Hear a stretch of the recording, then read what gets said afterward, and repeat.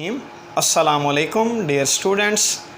आज हम फ़िज़िक्स का सेकेंड ईयर फ़िज़िक्स का एक बहुत इम्पॉर्टेंट टॉपिक पढ़ेंगे। चैप्टर 12 का पेज 13 पे है second application of Gauss's law. और second application of Gauss's law क्या है?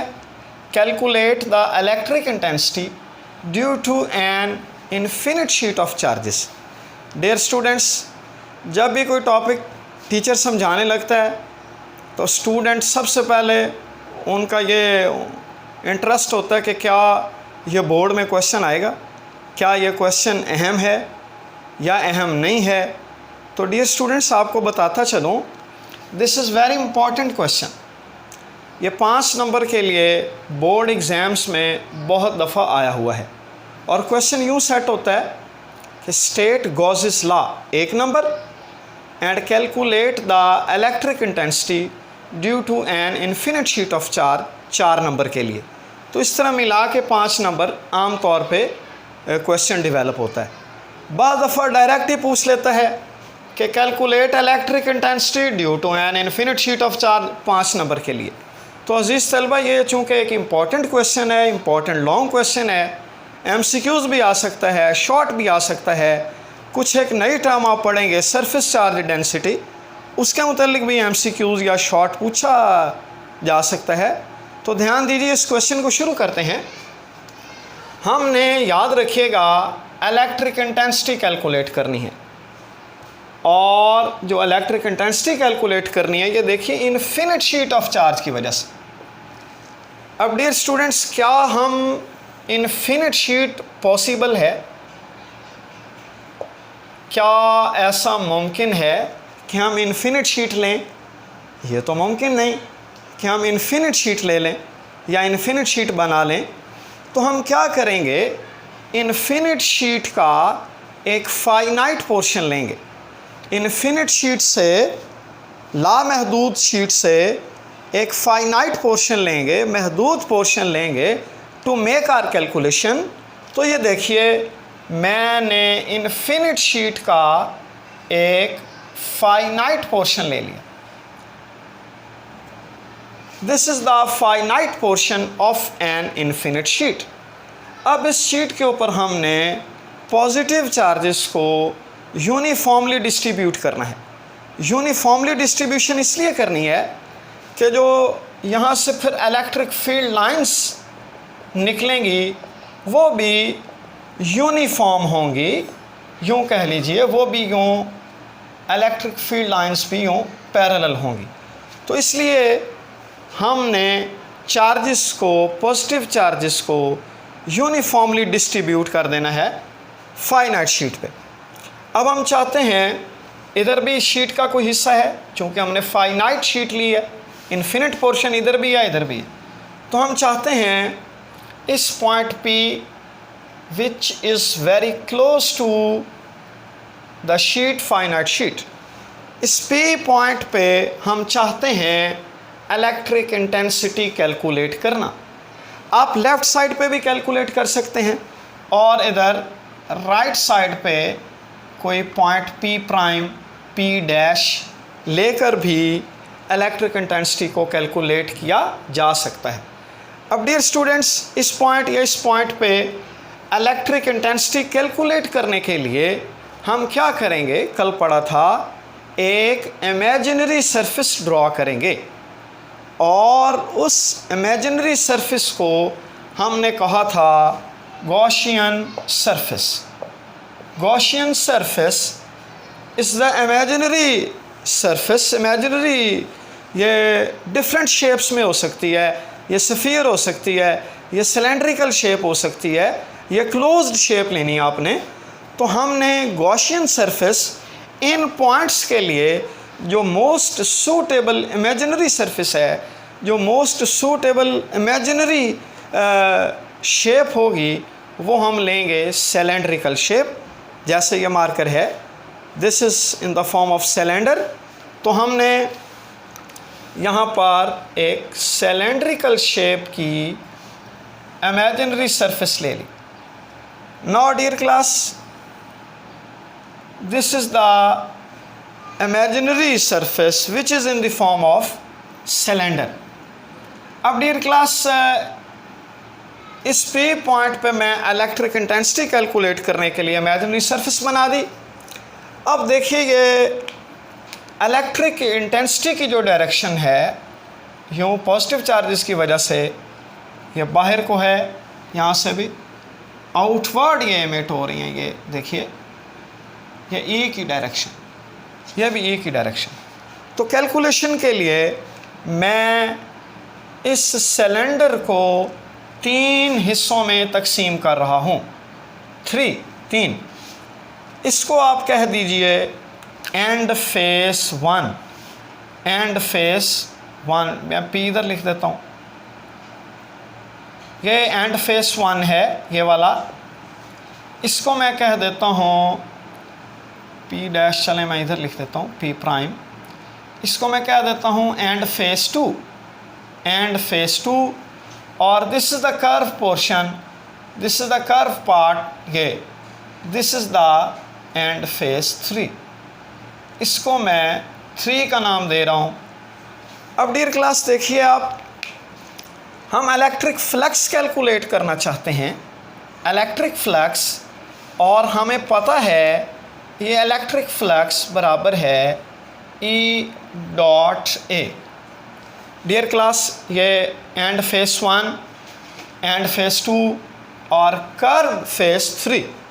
अब इस एंड फेस पे अगर आप देखिए तो ये जो सिलेंडर का ये सरफेस है, ये इसकी अगर आप डायरेक्शन देखें ई के साथ, ये इसका इस एंड का एंगल जो बन रहा है, ये देखिए ये 90 डिग्री का बन रहा है।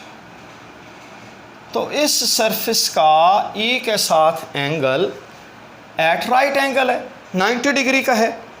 तो इसको मैं कहेंगे एंड फेसेस परपेंडिकुलर टू ई। लेकिन हमने इस एंड फेस का वेक्टर एरिया लेना है, और वेक्टर एरिया की जो डायरेक्शन है वो इस दीवार की तरफ है। जैसे आप मेरी हथेली देख लीजिए, ये देखिए, तो इस टाइम मेरी हथेली की डायरेक्शन की बात कर रहा हूँ, डायरेक्शन।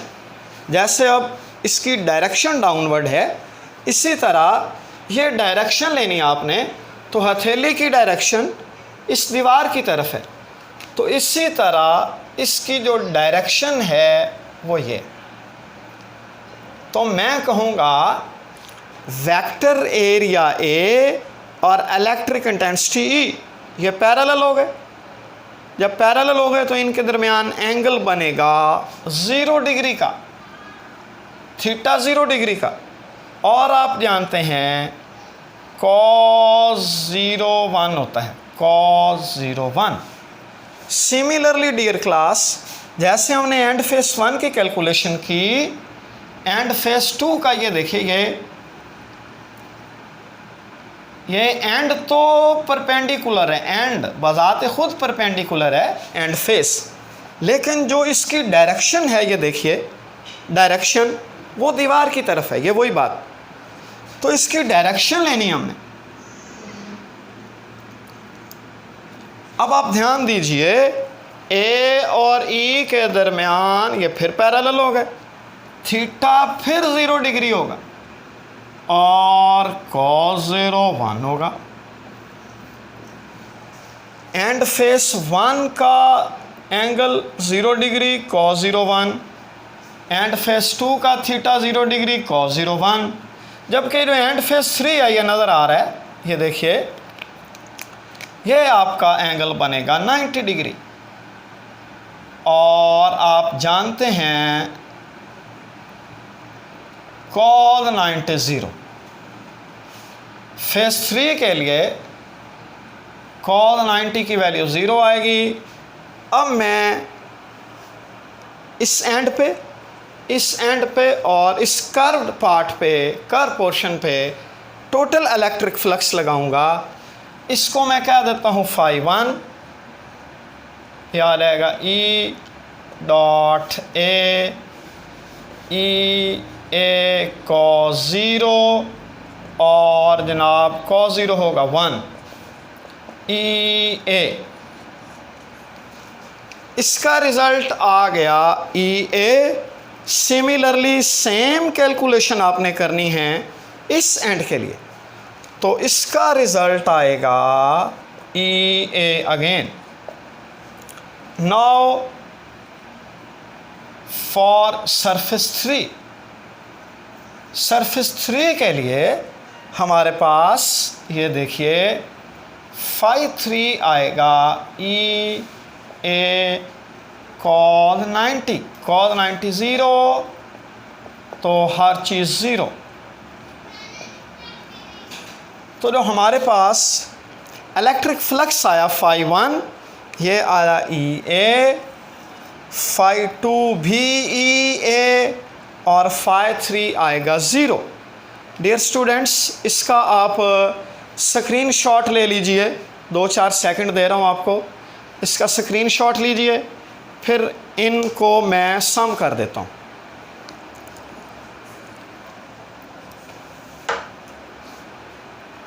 ले चुके होंगे, अब मैं इन्हीं को सम करने लगा हूँ सबको।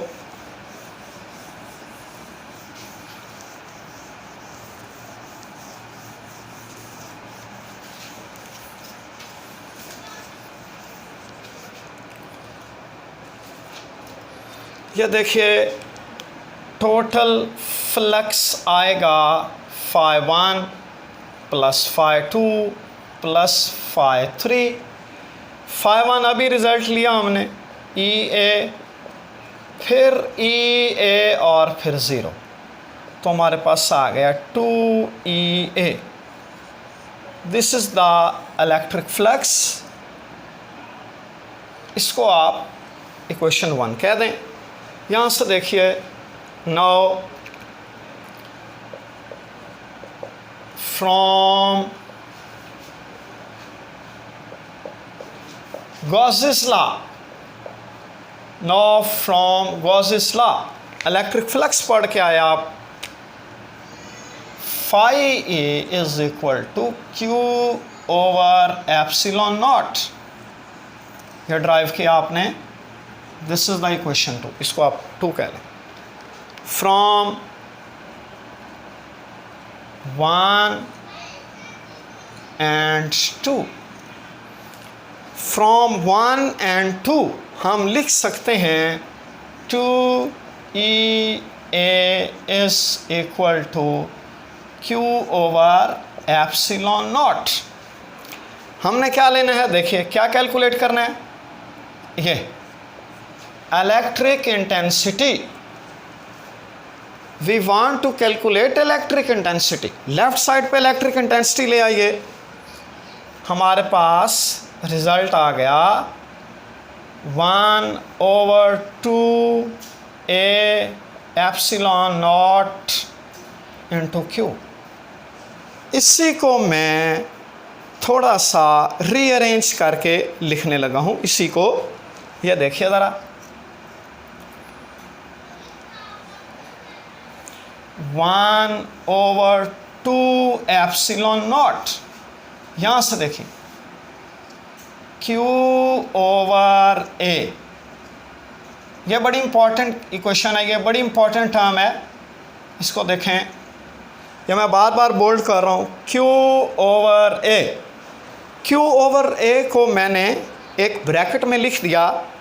अब क्लास इसका आप स्क्रीनशॉट ले लें, ये इस बोर्ड का स्क्रीनशॉट लीजिए जी, ले लिया स्क्रीनशॉट।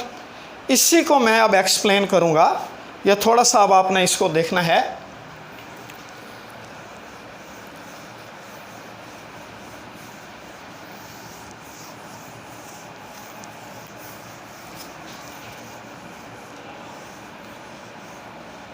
डियर स्टूडेंट्स, इसी को मैं दोबारा लिख देता हूँ यहाँ पर, E is equal to 1/2 epsilon not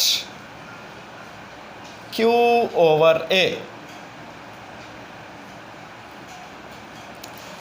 यहाँ पर एक टर्म आप सीखेंगे, सरफेस चार्ज डेंसिटी। देखिए ज़रा, सरफेस चार्ज डेंसिटी से पहले एक टर्म सीख लें, लीनियर चार्ज डेंसिटी। ये देखिए एक ही लाइन पे चार्जेस की वजह से जो चार्ज डेंसिटी होगी उसको हम कहते हैं लीनियर चार्ज डेंसिटी, और आम तौर पर इसको हम कहते हैं लैम्डा से डिनोट करते हैं, चार्ज ओवर लेंथ। ये एक ही लाइन पे जो चार्जेस होते हैं इसको कहते हैं लीनियर चार्ज डेंसिटी। इसी तरह जब हम कोई एरिया लेंगे, एरिया, उसको हम कहेंगे ये लीनियर चार्ज डेंसिटी है, उसको हम कहेंगे, ये देखिए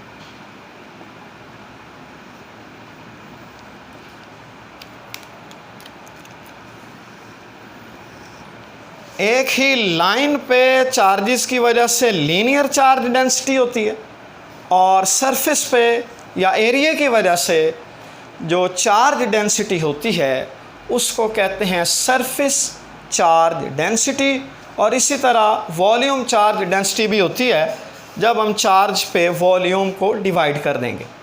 तो अब आपके सामने ये जो मैंने सिग्मा लिखा है, ये इसको आप प्रोनाउंस करेंगे सिग्मा, और सिग्मा बराबर है charge over area.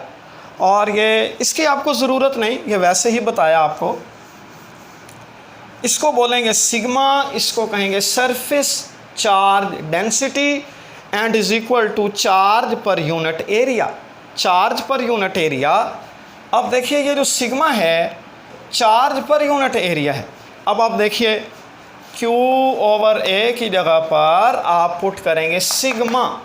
This sigma is called surface charge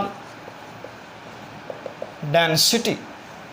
तो ये देखिए मैंने 1/2 एप्सिलॉन नॉट और Q ओवर A इसको कहेंगे सरफेस चार्ज डेंसिटी सिग्मा, ऐसे डाल देना आप।